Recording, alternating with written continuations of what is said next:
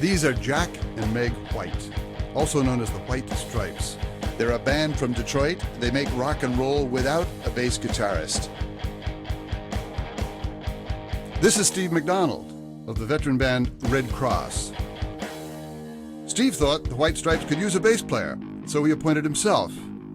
He took the White Stripes album, called White Blood Cells, and re-recorded it, laying a bass track down on every song. Then he released the results as MP3s on Red Cross's website. He even made up a new album cover and title, Red Blood Cells. McDonald began putting these copyrighted songs online without permission from the White Stripes or their record label. During the project, he bumped into Jack White, who gave him spoken assent to continue. It can be that easy when you skip the intermediaries. Collaboration across space and time. Creative co-authorship with people you've never met. Standing on the shoulders of your peers. It's what the internet is all about. It can be that easy when you skip the intermediaries. But couldn't it be easier still? Not many of us are liable just to bump into Jack White and get the green light. And he's not going to let just anyone play the bass over his songs in any case. But what about other artists who might want you or me to play along? Shouldn't we be able to, if they don't mind? Enter one of the internet's most famous citizens. A face familiar the world over, a public identity rivaled only by a handful of corporate giants and global superstars, the Big Copyright C. Everyone knows what Big C stands for. Big C means all rights reserved. Big C means ask permission. Big C protects copyright owners and notifies the rest of us of their ownership. Time was when you had to put Big C on anything you wanted to copyright, or else it entered the public domain, the commons of information where nothing is owned and all is permitted. You had to put the world on notice to warn them. That was Big C's job, and it was a useful one. What changed? The law. By the late 1980s, U.S. law had changed so that works become copyrighted automatically the moment they're made.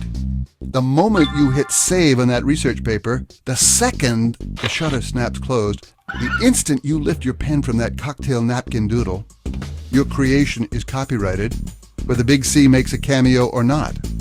So suddenly, there's no quick way of knowing whether something's owned or not. The new rules may be clear about how you get to own a work. You don't have to do anything, but they say nothing at all about how you should go about announcing that you want to allow certain uses of your work. So what? Well, if you're a digital filmmaker whose every frame must be cleared by an army of lawyers before making the cut, or if you're in a band whose label won't let you put a song on a file-sharing network, or if you're a professor trying to put together online course materials, or if you're a DJ chasing down permission to use every snippet of song in your sonic collage, if you're one of these people, then you know, so what? We interrupt this brainstorm to call the lawyers. You drop what you're doing and call all the lawyers. You ask for permission, even to use a work whose author doesn't mind if you use it, because you have no idea what the author's intent is. You ask for permission, even to share some of your rights. Or you venture forward unsure what your risks and rights are exactly. Or, in a haze of legal doubt, you do nothing. The bottom line, Big C is out of a job. The middlemen are not. Enter Creative Commons. Creative Commons wanted to find an easy way to help people tell the world up front that they want to allow some uses of their work. We called the experts, the U.S. Copyright Office, for advice. Their response? There's no real answer. Get creative.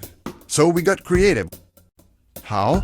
Our CC brand marks works that are governed by Creative Commons licenses. A set of standardized copyright licenses available free of charge on our website. We wrote these licenses so that lawyers and courts could read them. Then we translated them into a language you can read. And then we translated them into a language computers can read. Now, CC isn't meant to compete with copyright, but to complement it. It allows you to retain your copyright while granting the world permission to make certain uses of it upon certain conditions. If the big C is like a red light, then CC is a green light. If the big C says no trespassing, the double C says please come in. If the big C says all rights reserved, CC says some rights reserved.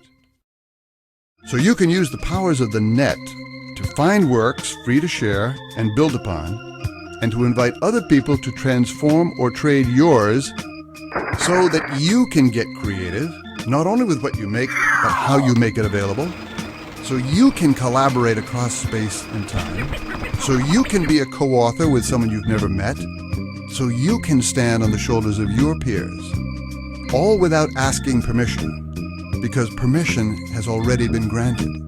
Creative Commons. Get creative. It's easy when you skip the intermediaries.